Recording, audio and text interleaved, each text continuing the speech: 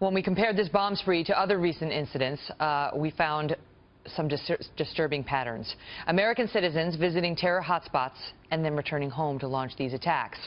Not only do you have the New Jersey, New York bombing suspect, but there's Orlando nightclub gunman Omar Mateen, accused police shooter Edward Archer, and San Bernardino terrorist Syed Farouk. Joining me now, General Michael Hayden.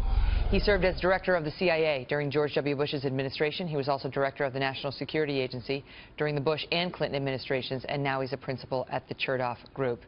Great to see you, General. Thank you for being here. And so, thanks, Megan. There seems to be a pattern in terms of, you know, these domesticated bombers, whatever we want to call them. What are you seeing? Well, yeah, Megan, but things become more clear in the rearview mirror very often than they are in the windscreen. I saw Catherine's wonderful report there, and we're beginning to spin out a lot more information of things that we're now discovering about this. But fundamentally, Megan, the challenge that the Bureau has when they investigate a man like this man is to identify not a criminal, but to try to discover what I would call the not yet guilty. And that's a really, really demanding task. And let me begin with a premise here, Megan. Bad things happened, but it doesn't necessarily mean, it's not a prima facie case that anyone did anything wrong prior to this. This is just a really tough problem. We need to go to school on it.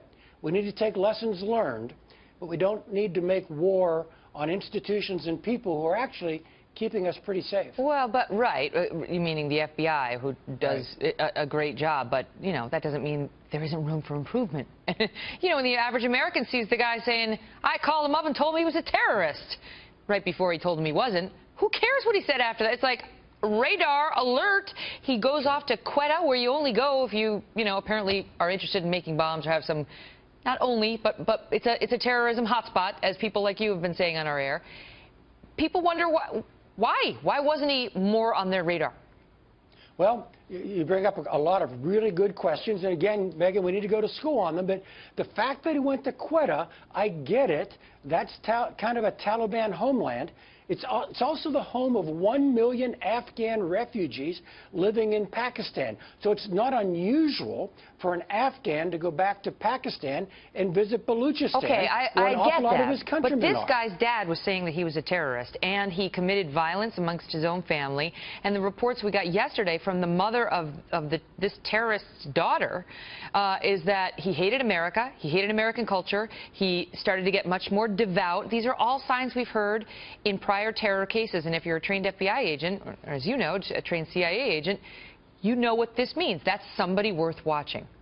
It's somebody worth investigating. But again, Megan, this is more clear in retrospect than it was in prospect. And you brought up some really good examples there. And I'm hopeful, I'm confident the Bureau is going to school on each and every one of those instances. But Megan, you've got 3 really clear cases that are the numerator for the number of investigations that the Bureau did on these types of individuals.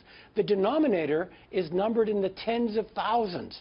So we're relying on Bureau officers to make some really difficult decisions. By the way, Megan, one of the things we might want to look at is the authority that the Bureau has when they begin these assessments, preliminary investigations, full field investigations. How invasive they can be is actually controlled by things that we can change. So we might want to ratchet that up a bit. But frankly, Megan, I don't mean to be too pessimistic here.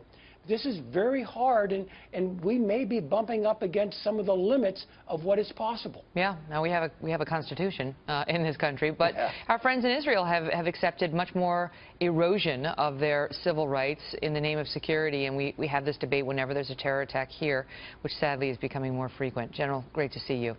Thank you, Megan.